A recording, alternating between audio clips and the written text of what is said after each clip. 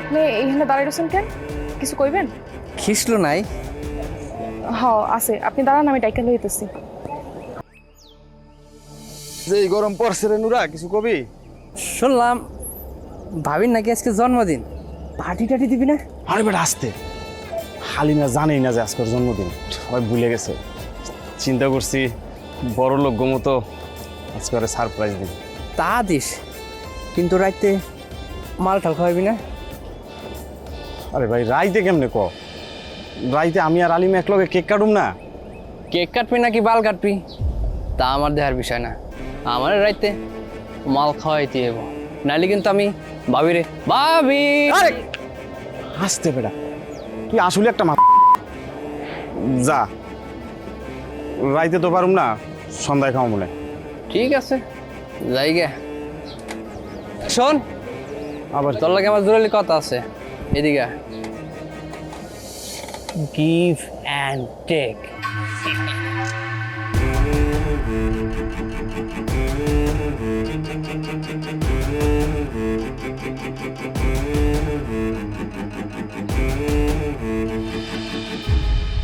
ভাই আজকে তো ভাবির জন্মদিন, ভাবছিলাম তো কিসলে আজকে পার্টি মার্টি দিব, কিন্তু ভাই তো দেখা নাই।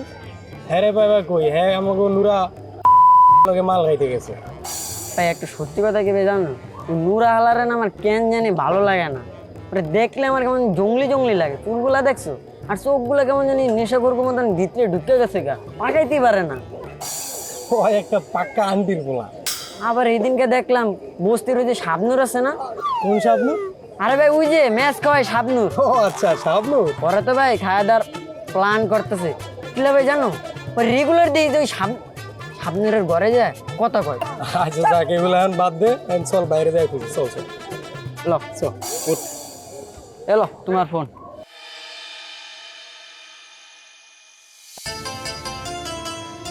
আলিমা চিন্তা করছি রে, আলিমা এটা খোলো খোলো, এই ওটাও খোলো। কিসে? চিন্তা করছি কি জানো, কালকে বাজার থেকে সব তোমার পছন্দের জিনিস বাজার করে নিয়ে আমি। ঘটনা কি? হঠাৎ করে আমার পছন্দের জিনিস নিয়ে এবা কি কাহিনী কত?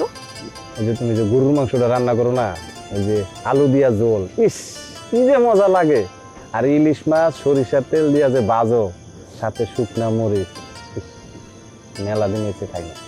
হইছে, ডং করা লাগবো না। কালকে বাজারতে যাইয়া গরুর মাংস ইলিশ মাছ নিয়ে আইও, রান্দা খাওয়া মনে। আমার ভিডিও দিয়ে ডিস্টার্ব করো না।